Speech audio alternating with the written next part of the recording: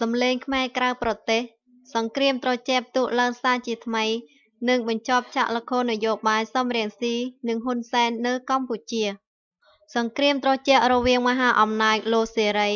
និងមហាអំណាចកុម្មុយនីសបានបញ្ចប់ម្ដងហើយនៅឆ្នាំ1989បន្ទាប់ពីលោកប្រធានាធិបតីរុស្ស៊ីកូបាឆៅនិងលោកប្រធានាធិបតីអាមេរ៉ូណាល់រីកែនបានចុះកិច្ចព្រមព្រៀងបញ្ចប់ជម្លោះនេះ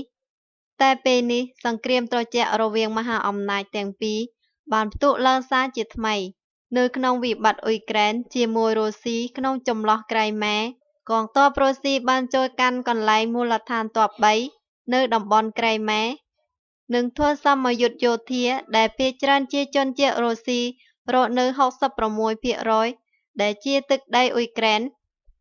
និងជាតំបន់ស្វយ័តព្រឹត្តិការណ៍នេះមានប្រតិកម្មបន្តបន្ទាប់ថាប្រទេសរុស្ស៊ីឈ្លានពានអ៊ុយក្រែននិងរំលោភច្បាប់អន្តរជាតិនិងធម្មនុញ្ញអង្គការសហប្រជាជាតិពីសំណាក់សម្ព័ន្ធមិត្តឡូសេរីសហរដ្ឋអាមេរិកអង្គការណាតូនិងសហគមន៍អឺរ៉ុបប្រទេសដាណឺម៉ាកជាប្រធានចំណែកឆាកល្ខោននយោបាយរបស់សំរងស៊ីនិងហ៊ុនសែនដែលជាតួសម្ដែងរបស់បក្សកុម្មុយនីសឥណ្ឌូចិនក៏ត្រូវបញ្ចប់ដែរពីព្រោះថាសហគមន៍អន្តរជាតិនិងសម្ព័ន្ធមិត្តលោកសេរីគេដឹងច្បាស់ថាប្រទេសខ្មែរគឺគាំទ្រខាងកុម្មុយនីសចិននិងយួនទាំងគណបក្សប្រជាជននិងគណបក្សសង្គ្រោះជាតិដឹកនាំដោយសំរងស៊ីនិងគឹមសុខាអ្វីដែលសំរងស៊ីបានគាំទ្រសីហនុនិងហ៊ុនសែនចូលទៅចរចាធ្វើការជាមួយគណបក្សប្រជាជនគឺដើម្បីសង្គ្រោះយួនហ៊ុនសែននិងកុម្មុយនីសឲ្យរករានមានជីវិតនៅប្រទេសខ្មែរប៉ុណ្ណោះតែទោះជាយ៉ាងណាក៏ដោយក៏សហគមន៍អន្តរជាតិសហគមន៍អឺរ៉ុបសហរដ្ឋអាមេរិក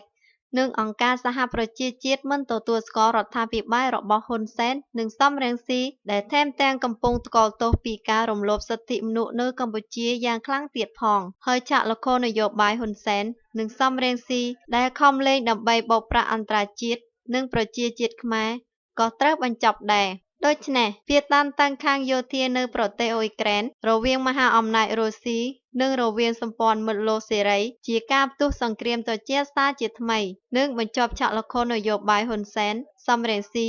និងគឹមសុខាដែលគាំទ្រខាងកុម្មុយនីសឲ្យប្រទេសនិងអន្តរជាតិមើលឃើញកាន់តែច្បាស់សូមអរព្រះគុណនិងអរគុណចំពោះព្រះដេចព្រះគុណនិងបងប្អូនជនរួមជាតិខ្មែរ